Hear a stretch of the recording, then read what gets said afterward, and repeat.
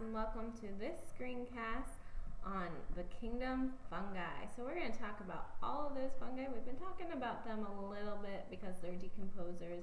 We talked about them in ecology, but now we're really going to talk about how they reproduce. What do they do? What kind of structures do they have? We're going to learn all about that. So first off, we're going to start with these characteristics. Now, the fungi are not plants. That's a big thing because a lot of people seem to get these confused. So when you eat a mushroom, you are eating a fungus. You are not eating a plant.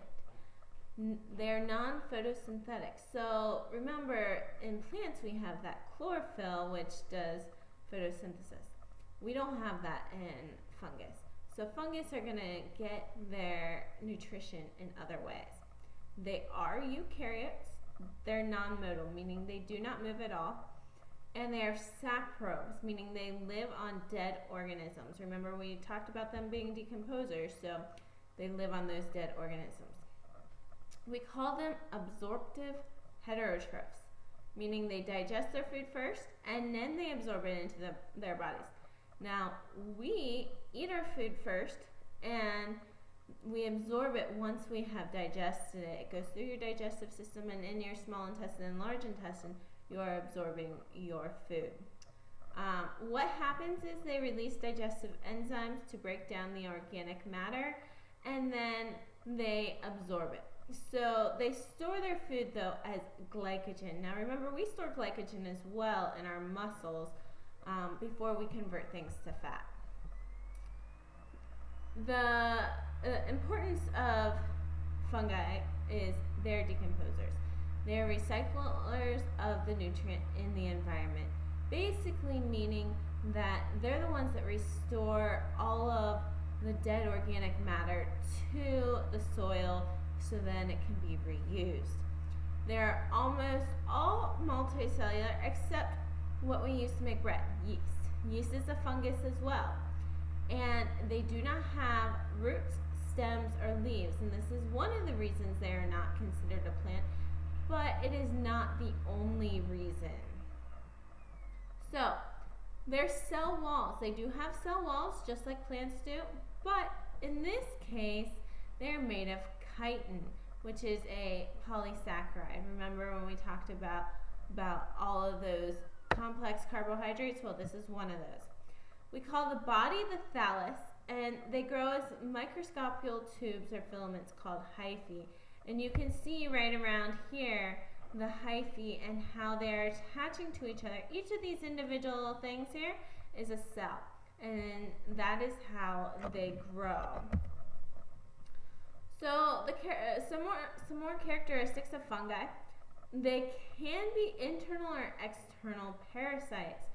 So a few fungi act like predators and capture prey like roundworms. So as you can see here, you have a predaceous fungus feeding on a nematode or a roundworm. So this fungus right here is eating this roundworm.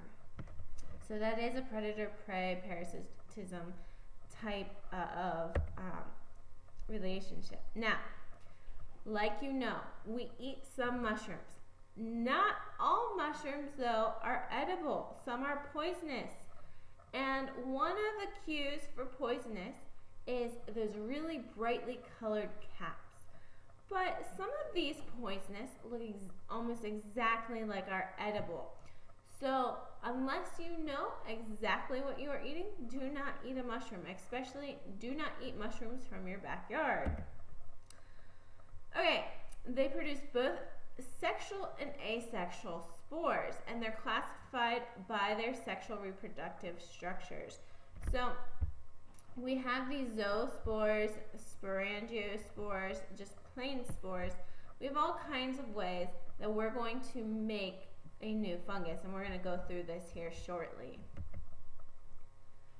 So they grow best in warm, moist environments. If you've ever seen mushrooms, they probably come up like in your flower beds. They might come up in a garden. That's because you keep it pretty warm, or in the summer it stays pretty warm, and you keep it pretty moist so your flowers or your vegetables or whatever you are growing will grow.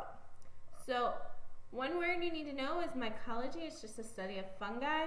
Mycologists obviously will study the fungi, and a fungicide is a chemical used to kill the fungi.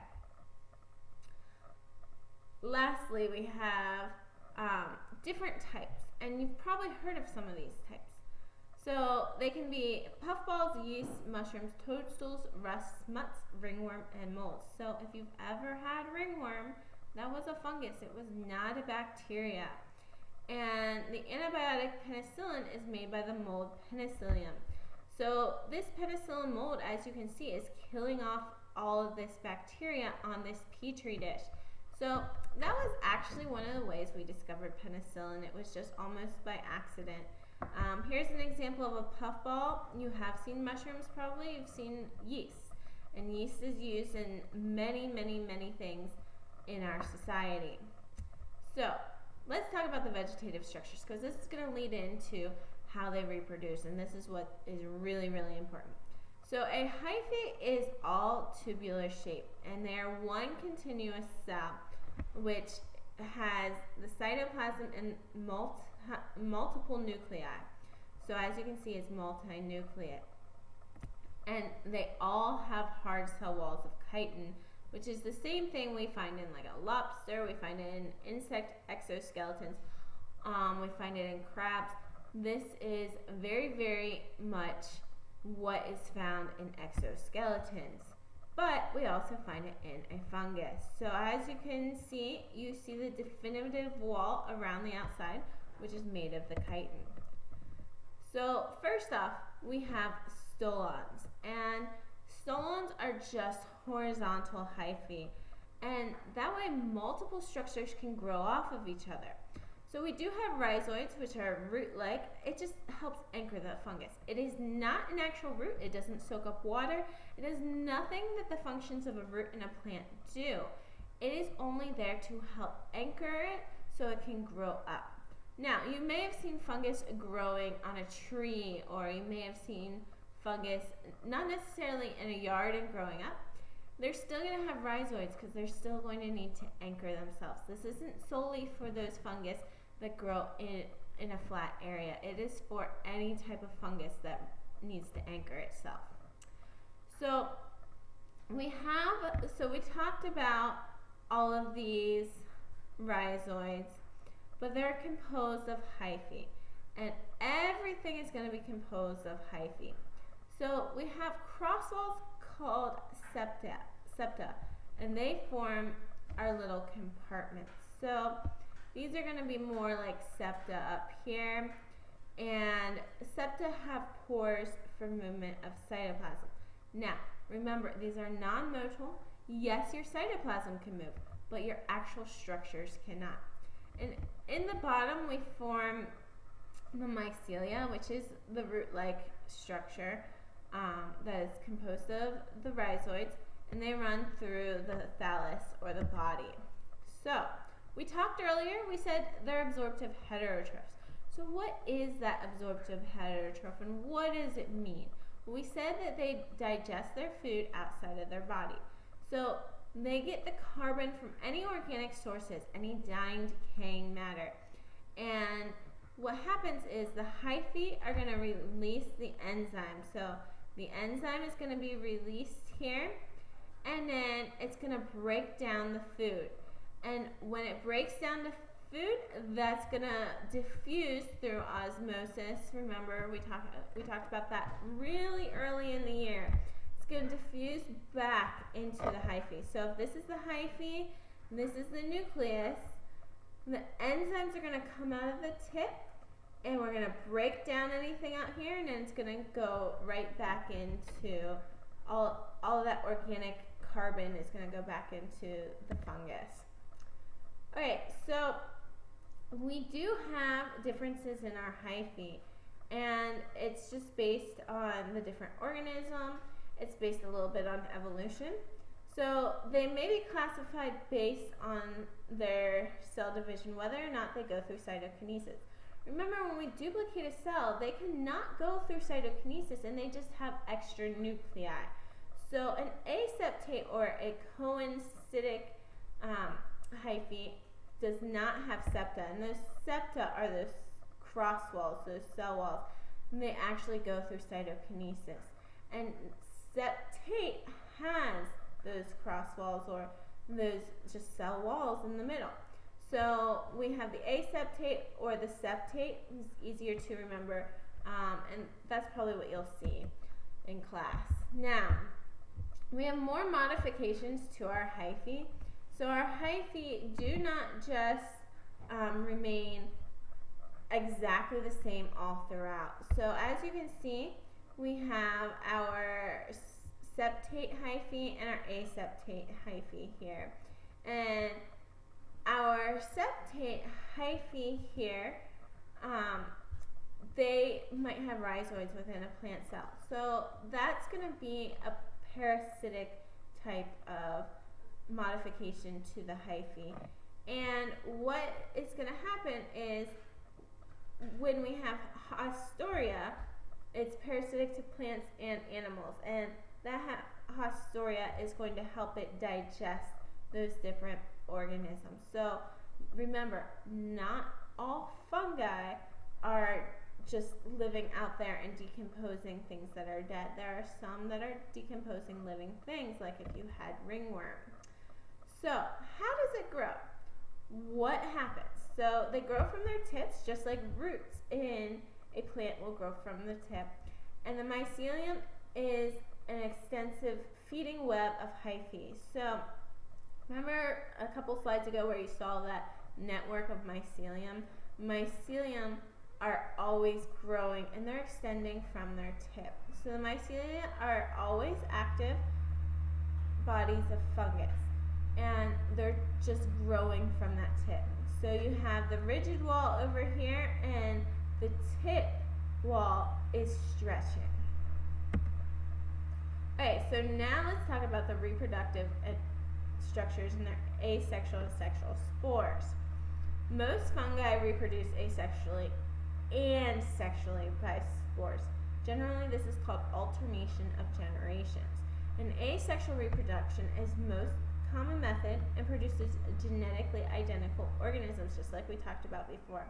The fungi reproduce sexually when conditions are poor and nutrients are scarce, and that gives us our genetic variability. So spores are an adaptation to life on land. They ensure that the species will disperse to new locations. So each spore contains a reproductive cell that forms a new organism. It's non-modal. Remember, we said all fungus is non-modal, so we have to rely on other sources. So it might be dispersed by the wind, it might be dispersed by other sources, which like rain, even just plants and animals, any kind of natural source will disperse it. So let's talk about sexual reproduction. In sexual reproduction, it is used when the environment conditions are poor. We lack our nutrients, we don't have space, we don't have moisture, we don't have the warmer temperatures that we want. Anything that we don't, that's poor for us, it's going to go into this sexual reproduction. So no male or female fungi. Now remember, in plants you can have a female or a male tree, just like in animals we have females and males. So fungi show what is called dimorphism, and what that means is they may grow mycelia or a yeast-like state, but they do not have that male or female fungus.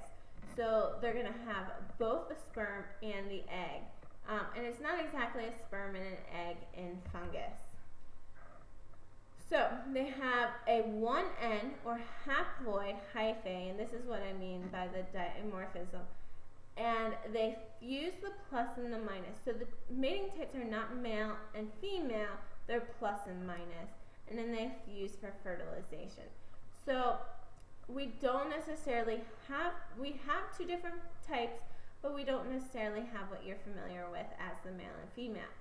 And those two nuclei, so we're fusing the 1N nuclei. We're not fusing cells here. And that becomes our zygote, which makes a spore. And a spore is something that's very hardy, and it can change.